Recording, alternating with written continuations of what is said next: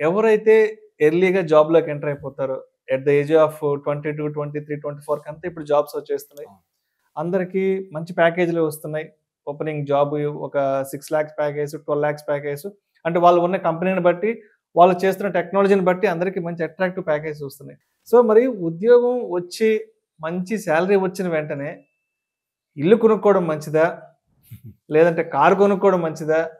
లేదంటే ఒక మంచి కాస్ట్‌లీ ల్యాప్‌టాప్ కొనుక్కుంటే మంచిదా? లేదంటే ఒక మంచి కాస్ట్‌లీ గాడ్జెట్ అయిన ఐఫోన్ కొనుక్కుంటే మంచిదా? సో, ఉద్యోగం వచ్చిన వెంటనే ఏది కొనుక్కుంటే మంచిదంటారు?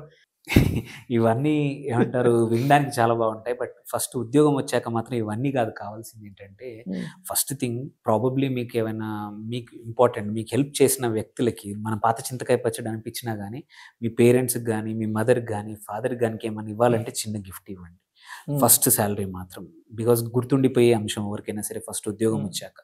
దాని తర్వాత మాత్రం ఇవన్నీ కాదు కావాల్సింది మిగిలినవి. బట్ రాదర్ ఒక బడ్జెట్ ఫస్ట్ తయారు చేసుకోవాలి. ఇంతవరకు ఒక ఉద్యోగం అంత చిన్న ఏజ్‌లో రావాలంటే మంచి ప్లానింగ్‌తో చదివితేనే నీకు మంచి కాలేజ్‌లో వచ్చుంటది. మంచి ప్లానింగ్‌తోనే ఇంటర్వ్యూ ప్రిపేర్ అయితేనే ఉద్యోగం వచ్చుంటుంది.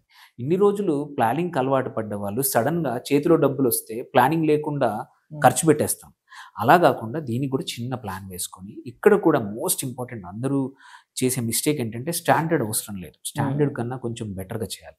స్టాండర్డ్ అంటే ఏంటంటే 50% నీడ్స్ అని, ఒక 30% లగ్జరీ అని, 20% సేవింగ్స్ అని అంటారు. No, that is absolutely wrong. When you are especially 20-23 ఉన్నప్పుడు బాధ్యతలు తక్కువుంటాయి మనకి. తక్కువుంటాయి. బాధ్యతలు తక్కువున్నప్పుడు మీకు నీడ్స్ 50% కాదు 30-35%లో ఆపేయాలి. అంతకన్నా ఎక్కువ ఉండకూడదు. అండ్ లగ్జరీ కూడా 30-35% ఓకే.